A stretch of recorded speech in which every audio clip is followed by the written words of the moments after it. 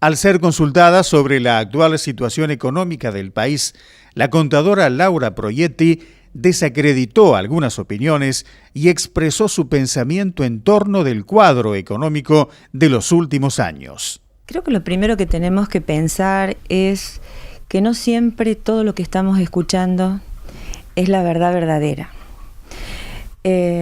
Porque a veces esas opiniones nos generan cierto desconcierto, cierta desilusión, y a veces, en ocasiones, quienes opinan no tienen todo el conocimiento. Se habla de términos generales, pero no tienen el conocimiento en profundidad que uno tiene que tener en finanzas internacionales, en microeconomía o en macroeconomía. A veces, para saber qué es lo que nos pasa y por qué nos pasa, es bueno trazar una línea, la línea de la historia. Es decir, cómo llegamos al momento donde estamos hoy, por qué estamos como estamos y qué deberíamos hacer en el futuro. Entonces, si uno piensa cómo era nuestro contexto y cómo vino nuestro contexto en los últimos años, llegamos a tener un déficit fiscal importante, un déficit comercial, es decir, que las importaciones superaban a las exportaciones, un déficit, una alta presión fiscal. Para que ustedes tengan idea, el impuesto de ingresos brutos, que es en cascada en todos los estadios en que un producto o un servicio se va generando, hoy es más pesado que el impuesto a las ganancias. O sea, es un impuesto dañino que no ayuda ni mejora a ninguna de las actividades industriales, comerciales o de servicios. Entonces, y a eso teníamos que unir una carencia en infraestructuras en el país que hacía que nuestra logística sea absolutamente costosa. Toda esa sumatoria de situaciones fue haciendo que la diferencia entre ese déficit fiscal que nosotros teníamos, entre los ingresos por la recaudación y lo que nosotros estábamos gastando, se fuera abriendo de tal manera que nos generó la necesidad de emitir más dinero. La emisión de ese dinero nos llevó a tener inflación.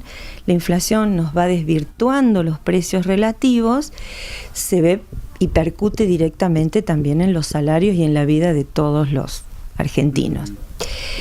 Sin embargo, es decir, nosotros tenemos a veces excesos, o tenemos excesos de empleo, tenemos exceso de gastos improductivos, excesos de impuestos. Entonces, la necesidad de un gobierno que sube, es tratar de alinear parte de todos estos desajustes y de excesos que tenemos. Y cuando uno alinea, ajusta. Y los ajustes, como palabra en sí, nos duelen. A todos nos duelen. Pero pasar de ese escenario que tenemos a uno nuevo, evidentemente nos obliga a sacrificios.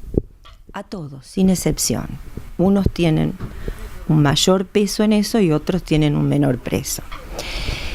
Entonces, en esta historia que llegamos ahora, la necesidad de alternativas para salir de esa encrucijada es producir más. Es decir, nosotros tenemos que crecer en todas las empresas para que ese crecimiento se traduzca en mayores exportaciones, en economías de escala. Economías de escala es que si yo produzco más, mis gastos funcionales, operativos, se van a reducir y uno va a generar más ganancia. La profesional añadió. Y los ajustes, como habrán escuchado montones de veces, hay alternativas en donde dice yo ajusto de golpe y hago un shock, o no hago ese shock y hago un ajuste gradual. Pese a toda esta situación, hubo cosas que se fueron generando positivas y que son las que no tenemos que olvidarnos. Aumentó el empleo genuino, el empleo de la actividad privada. Aumentaron las inversiones en las empresas. Hacía muchos años que las empresas no invertían en bienes de capital. Y eso es altamente positivo. Empresas de todo tipo están invirtiendo, no solamente las industriales, las agropecuarias, que movieron a todo el circuito y generaron una mayor actividad.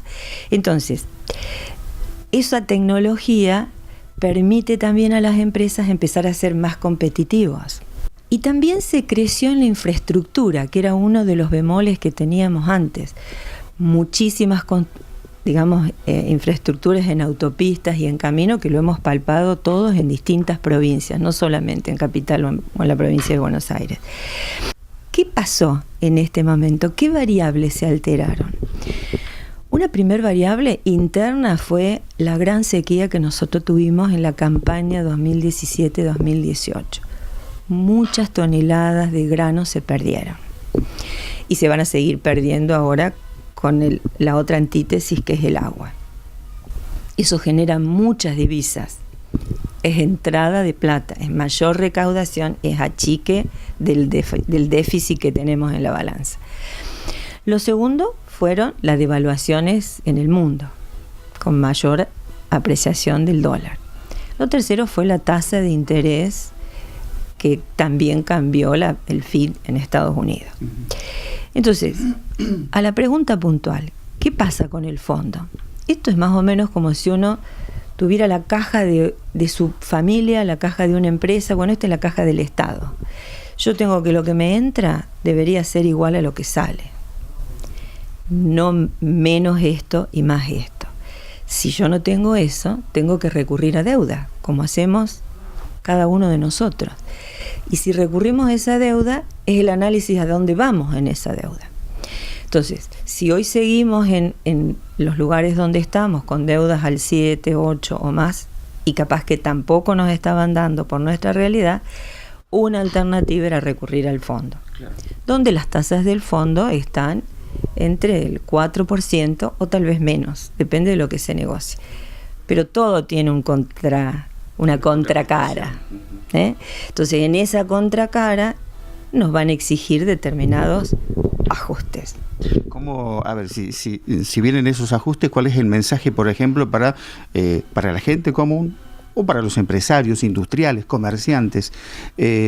¿Cómo prepararse para esto o cómo estar, digamos, alertas ante esta situación? Yo creo que la recomendación sería no desesperarse ahora. Vamos a tener semanas de mucha turbulencia. Entrar y salir del dólar es un riesgo. Uh-huh.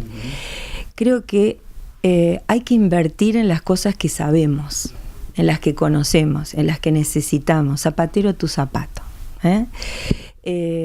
Tenemos que ser austeros, tenemos que no tener gastos que no sean productivos, incluso en lo personal, no gastos que sean necesarios. Uh-huh. Poder, si se puede, generar un ahorro para reasegurarnos al futuro. Mirar un poco hacia adentro de cada una de las organizaciones, hacia cada una de las familias y decir, seamos cuidadosos. Seamos cuidadosos. Y más que pensar en el hoy, por todas estas situaciones que se generan, lo más importante que nosotros tenemos que aprender es a mirar el futuro. Es a pensar el futuro.